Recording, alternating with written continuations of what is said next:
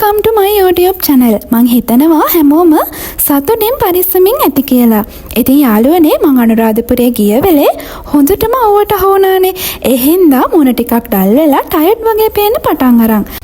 මං ඉතින් අවුවේ ගියොත් අනිවාර්යෙන්ම මේ කොෆි පැක් එක මුළු බොඩි එකටම ඇප්ලයි කරනවා. මේ පැක් එකේ තියෙන විශේෂත්වය තමයි මේ පැක් එක යූස් කරපු පළවෙනි වතාවෙන්ම හොඳ රිසල්ට් එකක් අපිට බලා ගන්න පුළුවන්. ඔයාලටත් මං කියනවට මේ පැක් එක යූස් කරලා බලන්න. හොඳ රිසල්ට් එකක් අනිවාර්යෙන්ම බලා ගන්න පුළුවන්. මේ පැක් එකෙන් මූණට මාරම ග්ලෝ එකක් වගේම මූණේ අඳුරු ගතිය නැති වෙලා මූණේ තියෙන කුණු දූවිලි ඉවත් වෙලා මූණ පැහැපත් වෙනවා. ඒ වගේම මූණේ තරුණ පෙනුම රැක ගන්න ගොඩක් උදව් වෙනවා. හරි. අපි දැන් බලමු මේකට යොදා ගන්න ඉන්ග්‍රීඩියන්ට්ස්. ඒ තමා කෝපි, සීනි, කුමාරිකා.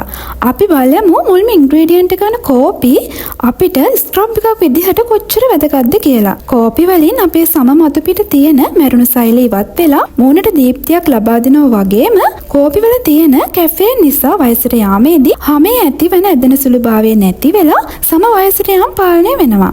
හරි. අපි දෙවෙනි ඉන්ග්‍රීඩියන්ට් එක වෙන කුමාරිකා ගැන බලමු. හැමෝම දන්නවනේ කුමාරිකා අපේ සමට කොච්චර හොඳ දෙයක්ද කියලා. අපේ සමේ තෙතමනේ රඳවා ගන්න ගොඩාක් උදව් කරනවා. මේවා දිනපතා යූස් කරනවා නම් සමේ ඩ්‍රයි ගතිය නැති වෙලා සම ග්ලෝ කරනවා.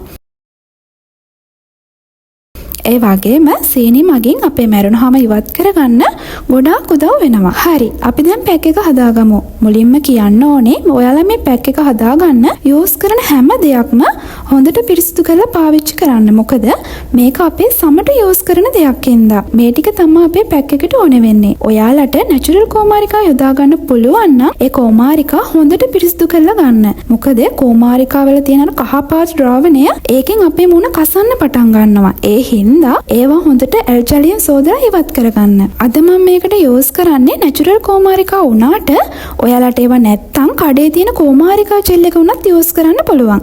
අපි දැන් ස්ක්‍රබ් එක හදාගමු. මම අද මුරට විතරක් යූස් කරන නිසා වැඩිපුර එකතු කරගන්නේ නැහැ. ඔයාලට බොඩි එකටත් යූස් කරනවා නම් මීට වැඩි ප්‍රමාණයක් එකතු කරගන්න.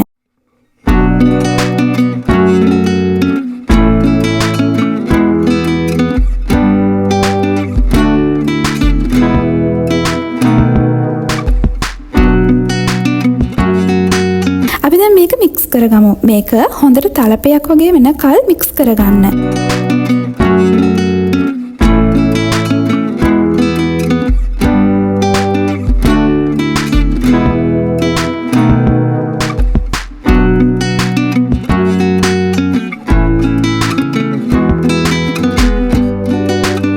හරි. දැන් අපි මේක ඇප්ලයි කරගමු.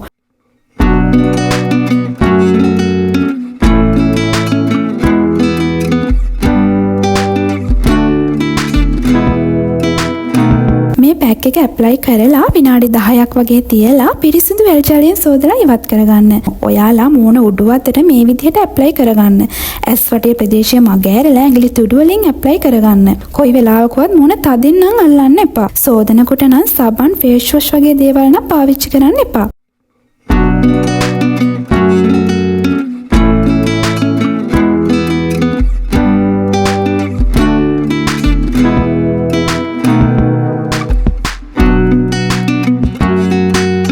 ඔයාලා රවුන්ඩ් විදියට මේ වගේ විනාඩියක් දෙකක් මූණ මුන්තර මසාජ් කරගන්න.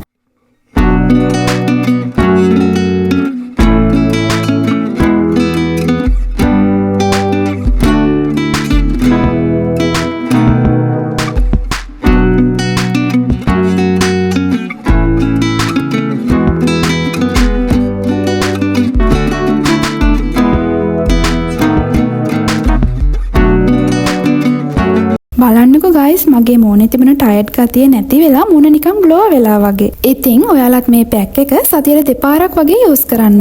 ඔයාලටත් හොඳ රිසල්ට් එකක් අනිවාර්යෙන්ම බලා ගන්න පුළුවන්. ඉතින් ඔයාලට රිසල්ට් එකක් තිබුණොත් මේක යාළුවන්ට ෂෙයා කරන්න අමතක කරන්න එපා. එහෙනම් මං අදට ගිහින් එන්නම්. ආයෙත් ලස්සන vlog එකකින් ඉක්මනට එන්නම්. එතකල් හැමෝම පරිස්සමින් ඉන්න.